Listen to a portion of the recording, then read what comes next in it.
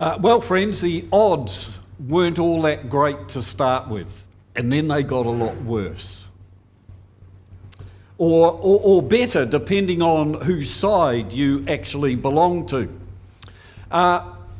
This man was just a farmer, and unlike some farmers, he had no desire to be anything other than a farmer.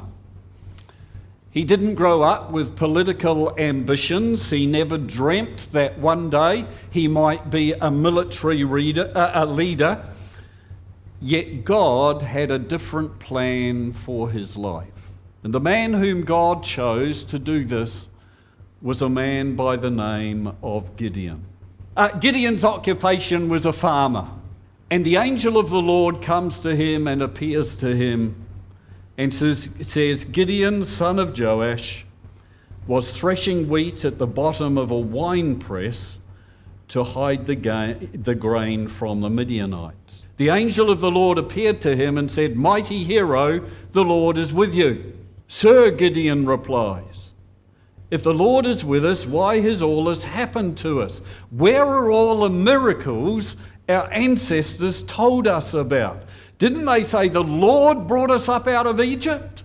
But now the Lord has abandoned us and handed us over to the Midianites.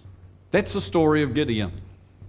So what are the lessons from Gideon's life for you and for me?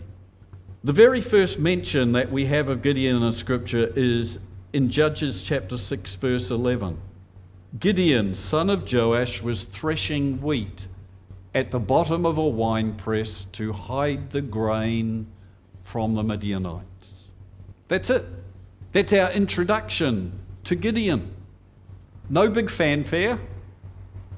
No big build-up. We're not told who he is prior to this comment. He's nobody special. He's a farmer. He's just Gideon, the son of Joash. And all he's doing is threshing wheat. He's just minding his own business, going around doing what has to be done. And I think this is the first lesson for us that we learn from the life of Gideon. And that is, you don't have to be somebody special to do something special.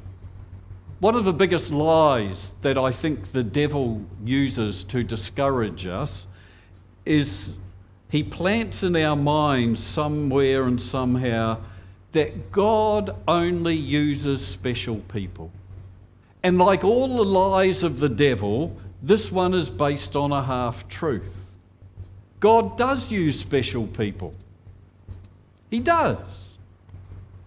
But God doesn't use them because they're special. They become special to us because God uses them. There's a wonderful verse that the Apostle Peter wrote that we should always remember as followers of Jesus. You are a chosen people. You are royal priests, a holy nation, God's very own possession.